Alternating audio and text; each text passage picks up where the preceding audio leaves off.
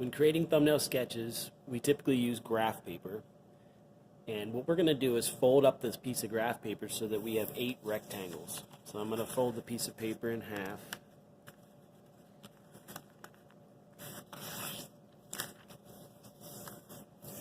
Then I'm going to go ahead and fold the piece of paper in half again. And yet one more time.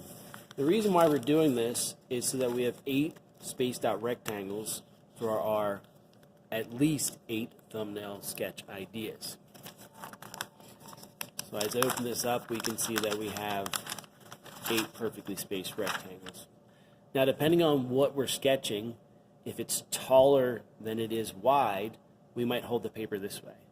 If our project is wider than it is tall, we probably will hold the paper this way. So if I'm going to go ahead and start to create thumbnail sketches for a wall shelf that I might like to make, I'm going to start to sketch using a pencil what I think it'll look like. Notice that I'm not using any rulers. I'm not really too worried about the exact measurements. I try to keep it proportional, but I'm trying to get something on the page quickly. Okay? So we have an idea down here. This might be a wall shelf that I make. I wonder what this would look like if it was a little bit different. This little curve on the bottom here is not exactly what I want. So what if I go ahead and I'm going to draw another top. So I like the top view.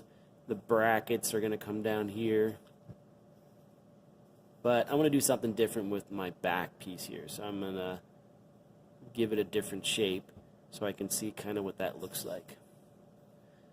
So the point of thumbnail sketch is that you're able to get many different ideas down on paper quickly so that we can interpret that and be able to understand it. You can communicate this very clearly with somebody else.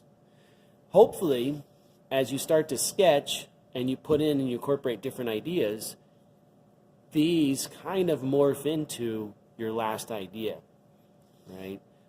You might take the top from this one and maybe the back from a different design, and maybe you like the detail on another design, and then you kind of morph that into one of your final designs here. All right. So when we're creating thumbnail sketches, we're going to create at least 8 thumbnail sketches. And again, it's important that we're creating 8 thumbnail sketches of the same project. So in other words, I'm creating 8 thumbnail sketches of a wall shelf and what I might build. Keep in mind, you do have the back side of this piece of paper as well that you can utilize to add additional sketches.